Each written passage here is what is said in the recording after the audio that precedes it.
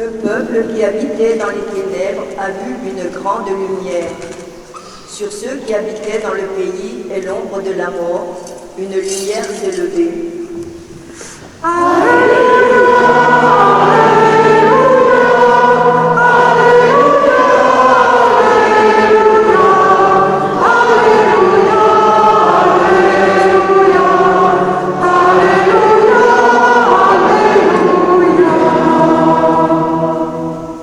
Le Seigneur soit avec vous.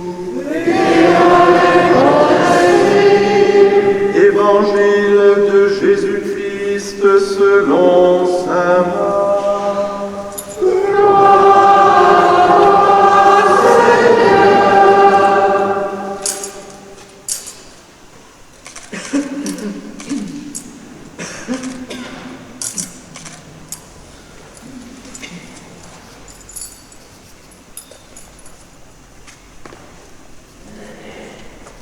Au chapitre 1er, des versets 21 à 28, Jésus et ses disciples entrèrent à Capharnaüm. Aussitôt le jour du sabbat, ils se rendirent à la synagogue, et là, il enseignait. On était frappé par son enseignement, car il enseignait en homme qui a autorité, et non pas comme les scribes. Or, il y avait dans leur synagogue un homme tourmenté par un esprit impur qui se mit à crier « Que nous veux-tu, Jésus de Nazareth? Es-tu venu pour nous perdre? Je sais qui tu es le Saint de Dieu. » Jésus l'interpella vivement « Tais-toi, sors de cet homme. » L'esprit impur le fit entrer en convulsion, puis, poussant un grand cri, sortit de lui. Ils furent tous frappés de stupeur et se demandaient entre eux « Qu'est-ce que cela veut dire ?» Voilà un enseignement nouveau, donné avec autorité. Il commande même aux esprits impurs et ils lui obéissent. Sa renommée se répandit aussitôt partout, dans toute la région de la Galilée. Acclamons la parole de Dieu. Seigneur Jésus.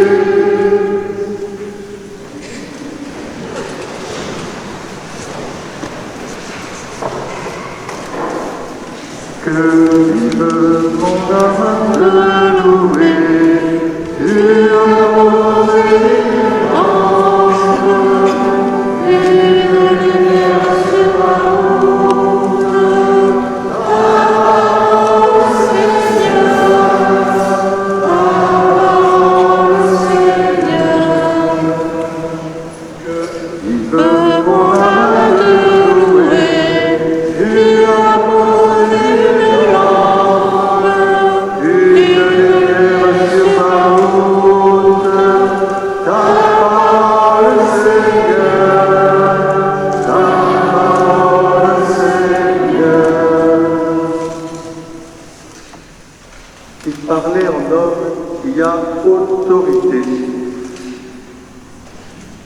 Alors ma première question c'est, où se passe l'évangile d'aujourd'hui?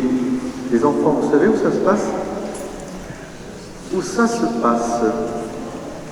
Alors, ah oui, à Capharnaüm. Vous savez l'expression c'est un Capharnaüm.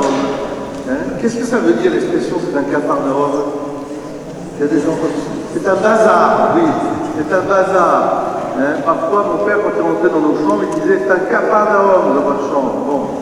Ça veut dire c'est un bazar, ça veut dire que c'était un lieu où il y avait une grande activité marchande, commerçante. On est au bord, non pas de la Méditerranée à Toulon, pour ceux qui viennent du Var, hein, mais nous sommes à Tibériade, enfin au lac de Tibériade, le lac de Génézareth, qui est un très beau lac, qu'on appelle même la mer de Galilée. Capharnaüm, c'est le lieu, la ville de commerce des commerçants, des pêcheurs. Et Dieu sait si on peut prier aussi pour nos pêcheurs, vous savez qu'ils sont aussi confrontés à de grandes difficultés, on peut dire une certaine forme d'injustice pour leur travail. Il faut prier pour eux.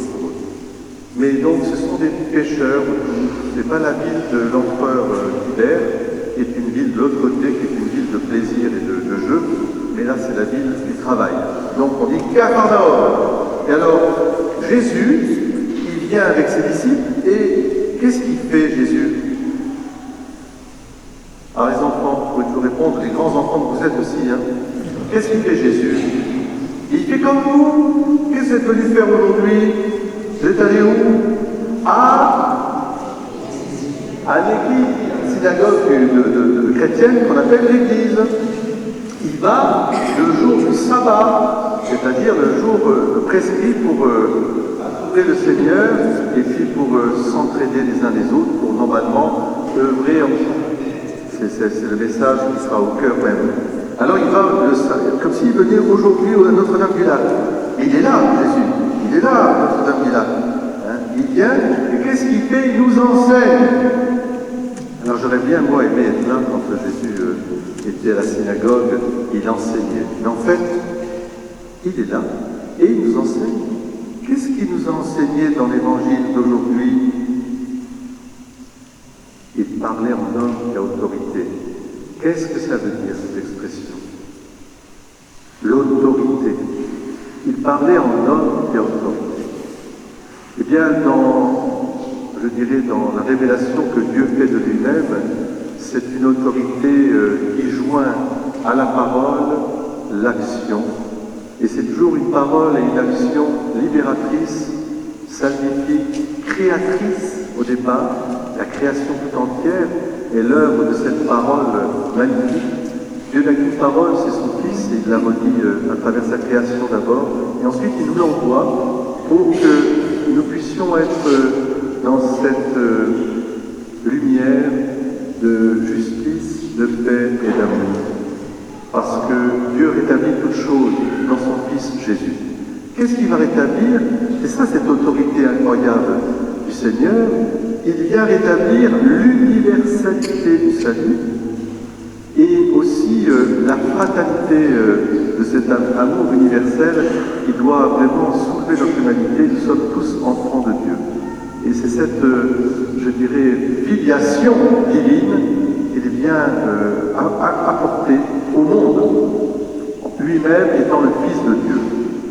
Et il va joindre à sa parole un acte très particulier. Alors qu'est-ce qu'il va faire comme miracle en joignant la parole à l'action, comme vous verrez la création elle-même. Si on s'habitue trop à la création, on devrait chaque matin regarder ce miracle permanent de la création qui est dans la parole de Dieu. Dieu dit que cela soit et cela fut. Oui. Alors qu'est-ce qu'il fait comme miracle à la synagogue? Il exorcise, oui, quelque part il exorcise. Qu'est-ce que ça veut dire exorciser? Ça veut dire radérétro Satanas. Hein? Ça veut dire mettre dehors l'esprit impur qui tourmentait cet homme. Et alors je me suis dit, mais c'est fort quand même. On est à la synagogue, c'est un lieu de prière, un lieu d'assemblée. Et il y a un homme qui est tourmenté par un démon. Je me dis, tiens, aujourd'hui à Notre-Dame-du-Lac, c'est peut-être pareil aussi, hein, nous sommes tous tourmentés plus ou moins par des petits démons. Mais oui, mais Bodil, elle me dit non. J'ai dit, on a nos petits démons, ils sont là, etc.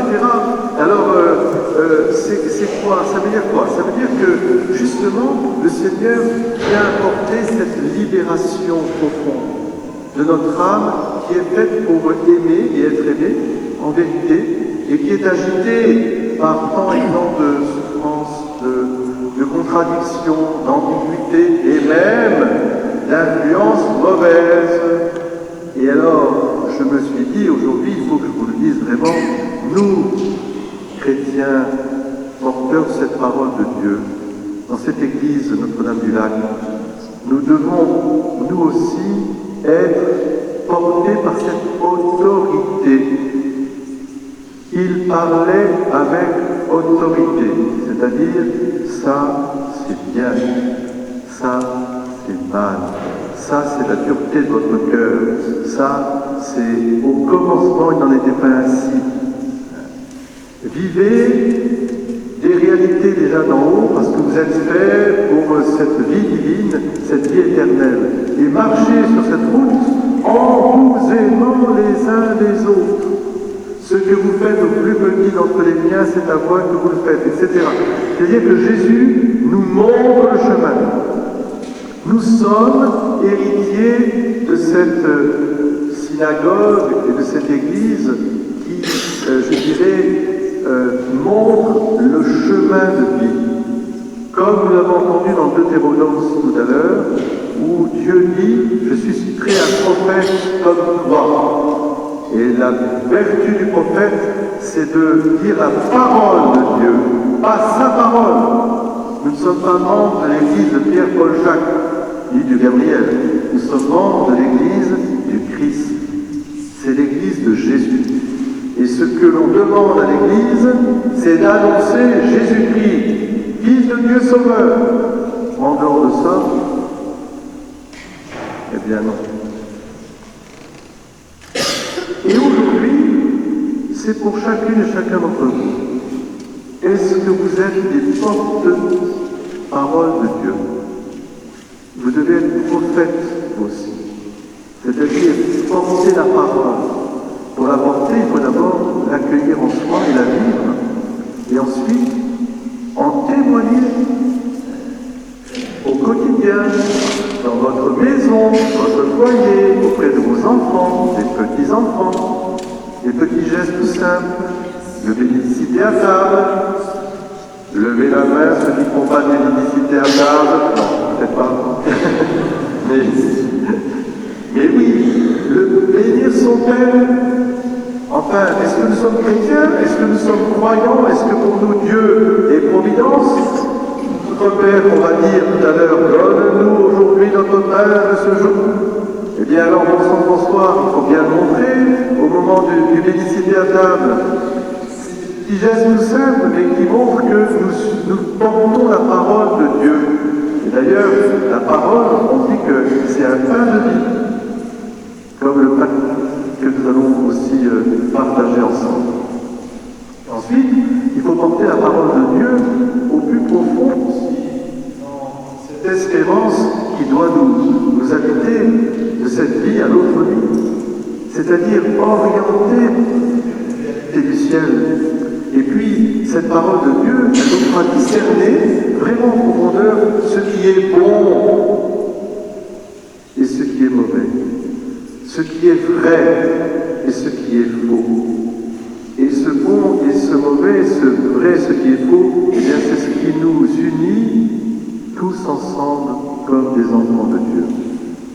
Ce qui nous garde dans la communion profonde avec Dieu notre Père. Alors voilà, de Capharnaüm à Notre-Dame-du-Lac. Parfois c'est Capharnaüm aussi chez nous, hein. Donc c'est pas mal. Moi j'aime bien un peu cette vitalité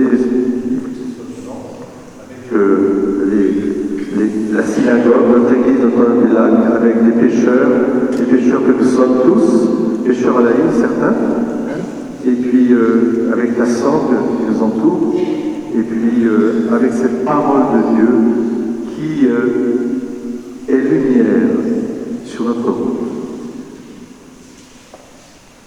À qui irions-nous, Seigneur? Tu as les paroles de la vie éternelle. Amen. Que vive mon âme